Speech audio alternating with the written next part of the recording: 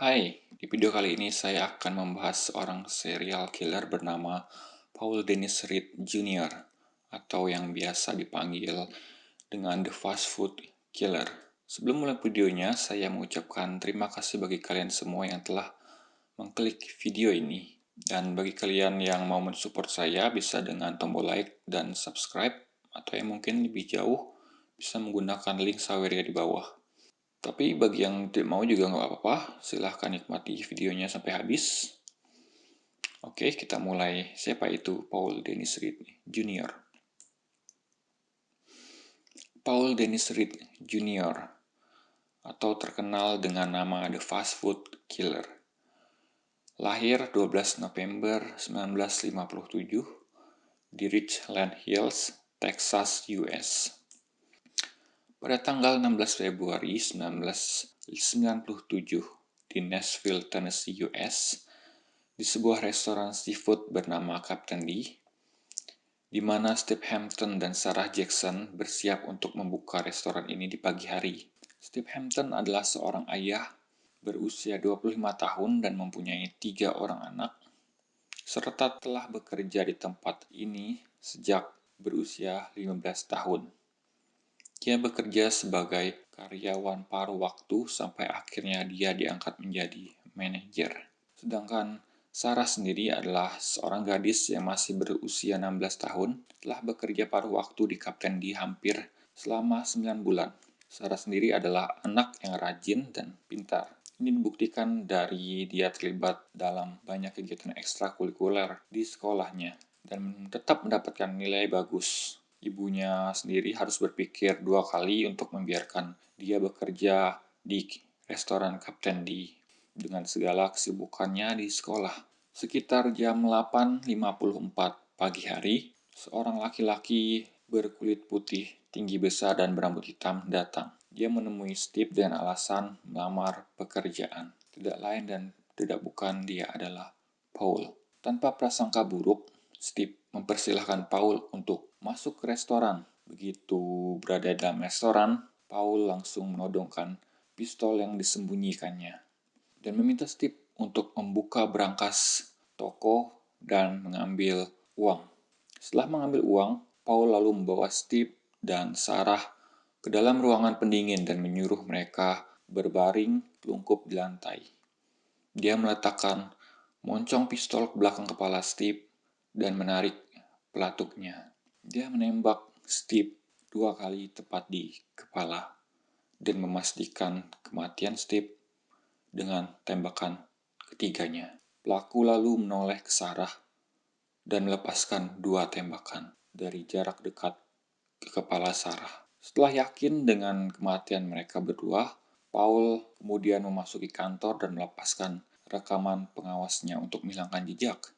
Tiba-tiba terdengar suara yang berasal dari ruangan pendingin. Tak sangka, ternyata Sarah sedang berjuang untuk bangkit, sehingga membuat Paul untuk menembak Sarah untuk kedua kalinya. Jadi Sarah mendapatkan 4 tembakan. Paul sendiri melarikan diri dengan membawa kaset rekaman tersebut dari restoran.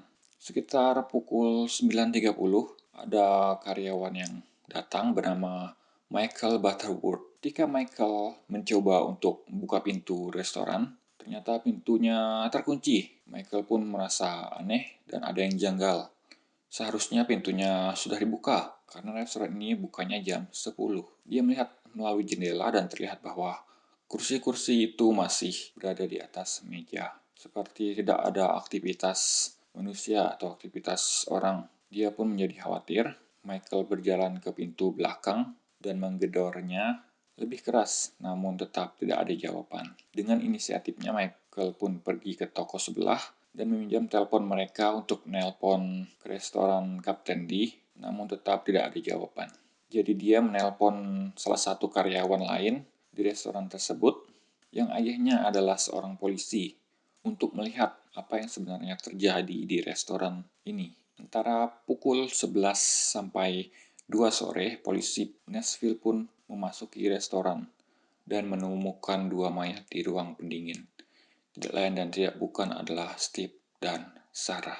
Polisi pun langsung mengolah TKP, namun tidak banyak bukti yang tertinggal. Ada jejak sepatu di lantai. Polisi berpendapat bahwa pelaku merupakan orang yang berpengalaman. Hal ini terlihat dari tidak adanya kerusakan di pintu maupun di jendela. Bahkan tidak ada sidik jari dimanapun maupun rekaman yang tertinggal.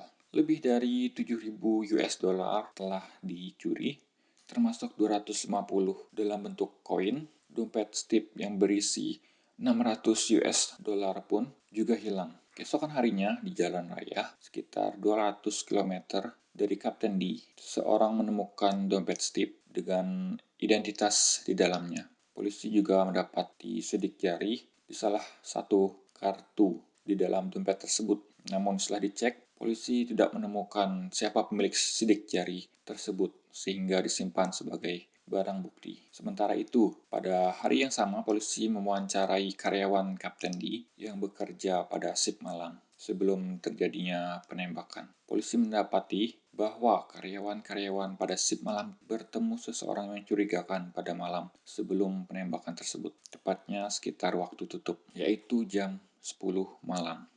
Orang tersebut meminta lamaran pekerjaan dengan mengenakan celemek restoran Shuni, lalu mengklaim bahwa dia adalah juru masak di restoran tersebut dengan alasan mencari perubahan lingkungan. Salah satu karyawan lalu berkata kepada Paul, "Mengapa kau tidak kembali besok pagi dan berbicara dengan manajer kami?" Yang tidak lain dan bukan adalah Steve. Mungkin jika pada saat itu salah satu karyawan itu tidak mengatakan hal tersebut, bisa saja mereka yang akan menjadi korban Paul. Setelah polisi melakukan wawancara, mereka membuat sketsa wajah dari orang yang mencurigakan tersebut. Lalu polisi datang menunjukkan sketsa itu pada pekerja di Shawnee terdekat. Mereka bertanya apakah mereka mengenal seorang yang cocok dengan sketsa itu. Mereka mengatakan, ya, seorang pria bernama Paul Dennis Reed Jr. yang bekerja di sini. Sampai di sini mungkin kalian berpikir bahwa pada saat polisi mendapatkan nama Paul, ini mereka langsung menangkapnya. Tapi sayang sekali, masih ada korban selanjutnya. Yang cukup menarik, pada pagi hari tanggal 16 Februari, hari di mana terjadi pembantaian tersebut, dia menelpon ke restoran Sony, mengatakan bahwa dia mengalami masalah mobil dan tidak bisa datang ke restoran tersebut. Para polisi kemudian menggunakan nama Paul ini dan mencari namanya melalui NCIC, yaitu Pemeriksaan Identitas Kejahatan Nasional, dan mendapati hasilnya negatif atau tidak ada rekam jejak kriminal sehingga penyelidikan terhenti. Mungkin di sini polisi tidak mau sembarang tangkap, mereka harus menangkap Paul dengan bukti yang benar-benar kuat. Lalu pada malam hari, tanggal 23 Maret 1997, di restoran McDonald's di kota yang sama, Nashville, terletak 5,5 km dari restoran Kapten D, manajer McDonald yang berusia 27 tahun bernama Ronald Santiago dan 3 karyawan McDonald's lainnya bernama Robert Sewell berusia 23 tahun, Jose Gonzalez berusia 30 tahun, dan Andre Brown yang berusia 17 tahun. Baru saja menyelesaikan pekerjaan mereka dan bersiap untuk menutup restoran. Namun tiba-tiba datanglah Paul dengan senjata apinya dan lagi-lagi menodongkan senjata itu ke mereka, memaksa mereka untuk kembali ke restoran. Mau tidak mau mereka harus menuruti Paul. Setelah di dalam restoran, lagi-lagi Paul meminta untuk membukakan berangkas dan mengambil uangnya. Kemudian Paul membawa mereka untuk masuk ke ruangan penyimpanan dan menyuruh mereka berbaring telungkup di lantai. Seperti yang dia lakukan ke Steve dan Sarah, Paul mengeksekusi nyawa mereka satu persatu. Setelah menembak 3 orang, tibalah giliran Jose yang akan segera dieksekusi. Dan tiba-tiba senjata Paul ini salah sasaran, sehingga Jose pun dengan cepat berdiri dan mulai berkelahi dengan Paul. Namun Paul punya banyak akal, sehingga dia mengambil pisau dan dia mulai menikam Jose 17 kali. Jose pun akhirnya jatuh dengan insting Untuk bertahan hidup, Jose pun berpura-pura mati. Ketika Paul kabur dari TKP, Jose merangkak ke telepon dan menelpon 911. Untung saja Paul tidak kembali seperti yang dia lakukan terhadap Sarah. Ketika ambulan tiba, mereka menemukan Ronald Santiago dan Robert Sewell sudah tewas. Mereka juga menemukan Jose masih bernapas tetapi tidak responsif. Lalu para medis membawa Jose ke rumah sakit. Ahli bedah bekerja sepanjang malam untuk membuat Jose ini tetap hidup. Andrew Brown juga dilarikan ke UGD, tetapi sayangnya dokter menyatakan otaknya telah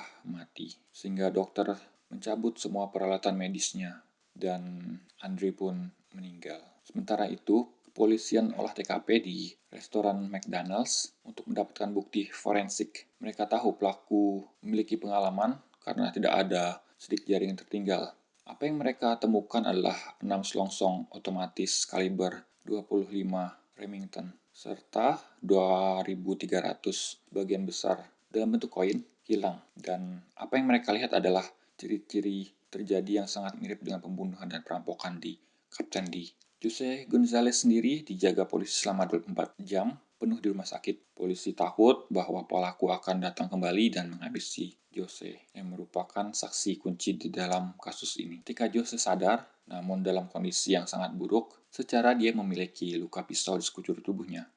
Dia bahkan tidak bisa benar-benar berbicara dengan polisi. Tapi melalui tanda, simbol, dan anggukan, dan beberapa bisikan, dia memberikan deskripsi siapa pelaku pada malam itu. Akhirnya, dengan bantuan Jose, mereka membuat sketsa wajah pelaku. Para penyelidik membandingkan sketsa Jose dengan yang dibuat oleh karyawan Kapten D sebelumnya. Namun sayangnya sketsa wajah dari Jose tidak sama persis dengan sketsa wajah yang dibuat dari karyawan restoran Kapten D. Meskipun tidak sama, polisi mengumumkan bahwa kedua kejahatan ini memiliki kesamaan yang sulit untuk diabaikan. Hal ini menyebabkan polisi harus berpatroli di tempat-tempat restoran fast food dan di jam-jam tertentu. Pada tanggal 23 April 1997, di kota Clarksville, tepatnya 80 km dari Nashville, Tennessee, Angela Holmes dan Michael Mess menyelesaikan misi sip malam mereka untuk menyajikan es krim kepada pelanggan di Baskin Robbins tempat. Angela Holmes berusia 21 tahun, manajer malam di restoran tersebut, seorang istri dan ibu dari seorang gadis kecil. Sedangkan Michael Mess sendiri adalah seorang siswa yang masih sekolah, berusia 16 tahun, bekerja paruh waktu. Ketika Angela dan Michelle bersiap-siap untuk menutup Baskin Robbins, tiba-tiba sebuah mobil merah parkir di tempat parkir Baskin Robbins. Dan ternyata si pengemudi adalah Paul. Paul datang dan membujuk mereka untuk mengizinkannya masuk. Sayangnya mereka membiarkan Paul masuk. Setelah masuk, Paul lagi-lagi menodongkan senjatanya terhadap mereka, menyuruh Michelle untuk membuka brankas. Namun kali ini Paul tidak membunuh mereka, dia menculik Michelle dan Angela. Tak seberapa lama, kakaknya Michelle Mess bernama Craig datang untuk menjemputnya dari tempat kerja. Craig menunggu kira-kira sekitar 15 menit, namun Michelle tidak datang. Jadi dia mulai menelpon dan tetap tidak ada jawaban. Craig menuju ke Baskin Robbins, dia menemukan pintu depan yang tidak terkunci, dan dia masuk ke dalam. Semua lampu pada saat itu dimatikan. Dia mulai memanggil orang-orang, tetapi tidak ada yang menjawab. Ketika Michelle dan Angela tidak bisa ditemukan, dia lari keluar dan segera menelpon 911. Polisi tiba di lokasi, mereka menemukan bahwa kira-kira $1.200 uang tunai hilang. Rekaman video di sistem pengawas juga hilang. Polisi mulai berpikir kejadian ini mungkin berhubungan dengan pembunuhan dan perampokan di restoran Kapten D dan McDonald. Karena mempunyai pola yang sama, yaitu brankas yang kosong dan rekaman yang hilang. Namun kali ini terdapat penculikan, serta mereka menemukan jejak sepatu di lantai, serta 3 sidik jari yang dapat diidentifikasi. Tapi mereka berpendapat bahwa jejak dan sidik jari ini merupakan barang bukti palsu yang sengaja dibuat untuk mengecoh polisi. Dapat dilihat sekali lagi bahwa pelaku merupakan orang yang berpengalaman. Kemudian dalam 1 hingga 2 jam malam itu, polisi memeriksa seluruh wilayah tersebut untuk mencari kedua wanita itu, namun tidak mendapatkan hasil apapun. Keesokan harinya, tepatnya tanggal 24 April 1997, di salah satu taman di Clarksville yang bernama Dunbar Cave State Park, seorang pria sedang berjalan dengan anjingnya dan menemukan ada mayat di dekat danau. Kepolisian lalu datang dan memeriksa mayat tersebut. Kepolisian menyampaikan bahwa mayat itu adalah seorang wanita yang tangannya diikat ke belakang punggungnya dengan celemek Baskin Robin. Kemudian polisi mencari petunjuk di hutan terdekat.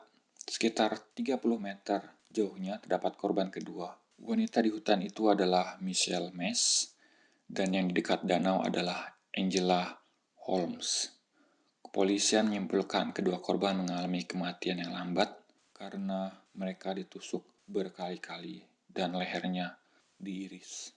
Tubuh mereka ditinggalkan begitu saja. Setelah polisi mendapati kedua mayat tersebut, mereka meningkatkan pengawasan dan patroli yang lebih ketat di sekitar restoran-restoran yang ada. Mereka juga menempatkan petugas yang menyamar sebagai karyawan fast food untuk berjaga-jaga jika pelaku muncul kembali. Namun sayangnya hasilnya nihil. Pada tanggal 1 Juni 1997 di Jolton, Tennessee, 9 km dari Clarksville, Michael Robert, 45 tahun, yang mengelola sebuah restoran Shawnee di Nashville, berada di rumahnya bersama keluarganya, sedangkan putranya sedang merekam video. Shawnee sendiri adalah celemek yang dipakai Paul ketika mendatangi restoran Kapten D di malam hari. Dan Michelle sendiri tidak lain dan tidak bukan adalah bosnya Paul ketika Paul ini bekerja di Shawnee. Tiba-tiba di malam itu Paul muncul di pintu depan rumahnya untuk meminta kembali pekerjaan lamanya. Michelle sendiri telah memecat Paul pada tanggal 26 Februari, 11 hari setelah pembunuhan Kapten D. Michelle memberitahu bahwa dia tidak bisa mempekerjakannya kembali dan mengantarkan Paul kembali ke mobilnya. Ketika sampai di mobilnya, Paul mengeluarkan pistolnya dan mengarahkannya ke Michelle, serta mengeluarkan borgol dari sakunya. Paul menyuruh Michelle untuk memakainya dan berkata, "Kau ikut denganku." Michelle berlari kembali ke pintunya, tapi Paul mengikuti dengan pisau. Alasan Paul tidak menembak pada saat itu adalah terdapat istri dan anak Michelle di dalam rumah sehingga dia tidak ingin membuat gaduh. Di teras rumah, Michelle melawan. Dia mendorong Paul dan membanting pintu ke wajahnya sambil berteriak kepada istrinya untuk mengambil senjata api. Meskipun Michelle sendiri tidak memiliki senjata api, jadi seperti gertakan gitu. Dia hanya mencoba menakuti Paul. Untungnya, taktik itu berhasil. Paul berlari kembali ke mobilnya dan pergi. Beberapa menit kemudian polisi datang. Michelle menceritakan kejadian gila tersebut dan memperlihatkan video yang anaknya rekam kepada polisi. Ketika Michelle sedang memberikan keterangan kepada polisi, telepon berdering dan yang menelpon tidak lain dan tidak bukan adalah Paul sendiri. Dia ingin meminta maaf kepada Michelle terhadap apa yang telah terjadi. Polisi pada saat itu meminta Michelle untuk menyuruh Paul pulang ke rumahnya. Tentu saja, polisi telah bersiap siaga di rumah Paul. Ketika Paul tiba di rumahnya, dia langsung ditahan dan diwawancarai. Paul dimasukkan ke penjara Chatham County atas kasus penyerangan dan bisa dibebaskan dengan jaminan dalam waktu singkat. Namun Mitchell percaya bahwa mantan karyawannya adalah the fast food killer dan mendesak pihak berwenang untuk mengajukan tuntutan yang lebih berat. Akhirnya setelah desakan dari Mitchell ini, petugas segera menghubungi Jose Gonzalez, satu-satunya yang selamat dari pembantaian Paul di restoran McDonald's. Jose melihat lebih dari 300 foto dan dia melihat Paul sendiri sebagai pelaku penyerangan terhadap dirinya. Penyidik juga memeriksa kembali sidik jari yang mereka temukan di kartu dompetnya Steve dan hasilnya sidik jari tersebut milik Paul. Sekarang tidak ada keraguan lagi bagi pihak polisian, lalu mereka menggeledah apartemennya Paul.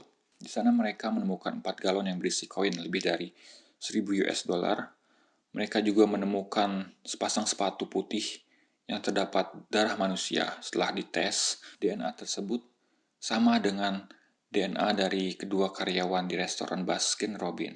Penyelidik menggeledah mobil merah milik Paul dan ditemukan serat pakaian diambil dari jok belakang dan keset sama dengan serat yang ditemukan pada pakaian Michelle dan Angela. Setelah dapatnya banyak bukti, polisian menginterogasi Paul selama 8 jam. Mereka percaya Paul bertanggung jawab atas pembunuhan 7 pekerja restoran fast food selama 2 bulan ini.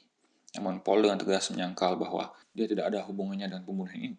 Untungnya, banyak bukti yang memberatkan Paul sehingga dia tidak dapat mengelak di pengadilan. Dari kejadian ini, pihak berwajib menghabiskan 1,5 tahun untuk mencari tahu siapa itu Paul Dennis Reed Jr. Dikarenakan pada saat pemeriksaan NCIC, tidak ada track record dari Paul sendiri. Dari hasil penyelidikan didapatkan, orang tuanya Paul bercerai ketika dia berumur kurang lebih 3 tahun. Ayahnya adalah seorang pecandu alkohol. Paul muda menghabiskan banyak waktu dengan nenek dari sebelah ayahnya.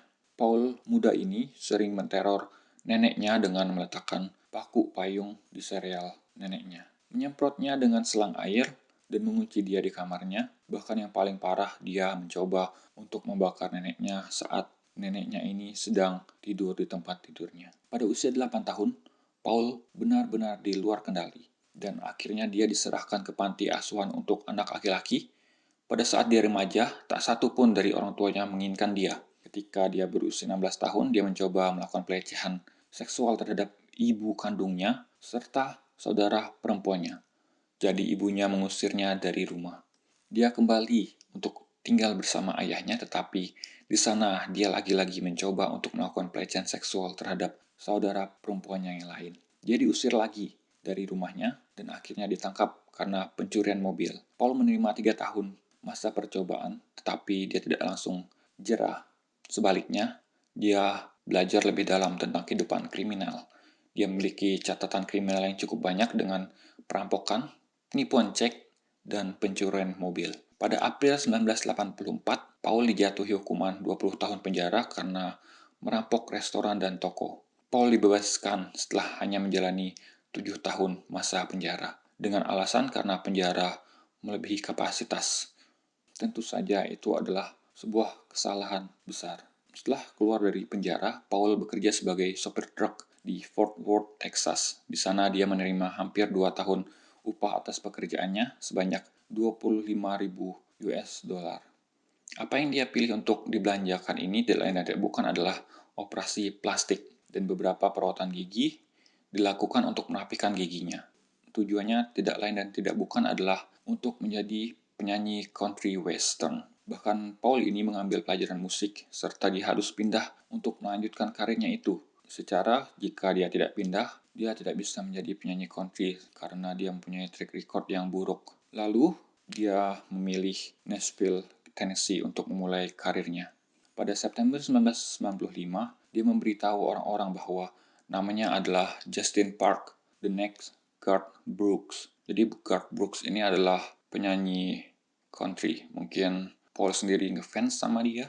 Paul diponis atas 7 pembunuhan dan 1 percobaan pembunuhan. Dia dijatuhi hukuman 7 hukuman mati, 1 untuk setiap korban. Bayangin, 7 kali hukuman mati, sedangkan Paul sendiri nyawanya cuma 1. Eksekusi Paul ditunda beberapa kali dikarenakan anggota keluarganya bersama dengan aktivis anti hukuman mati mengklaim bahwa dia cacat mental. Dokter yang mendiagnosa Paul dengan kondisi skizofrenia, paranoid kronis, dan tidak dapat membuat keputusan sendiri. Mereka mengajukan banding terhadap eksekusinya. Namun, pada akhirnya di bulan Maret 2003, Paul menulis surat dan dia ingin membatalkan semua permohonan bandingnya atas hukuman mati. Paul sendiri dianggap sebagai tersangka utama dalam pembantaian di Brown's Chicken Massacre tahun 1993 di Palatine dengan pola kejahatan yang sama. Namun karena segala suatu hal, pelaku yang ditangkap bukan Paul melainkan orang lain. Bagi yang mau saya bahas tentang kasus ini bisa komen di bawah. Pada akhirnya, di tanggal 1 November 2013, pukul 17.55, Paul Dennis Reed Jr. meninggal. Dikarenakan bukan karena dieksekusi, namun karena penyakit seperti paru-paru, gagal jantung, dan pneumonia. Oke guys, setelah kita membahas tentang the fast food killer, bagaimana menurut teman-teman? Bisa komen di bawah. Terima kasih dan see you next time.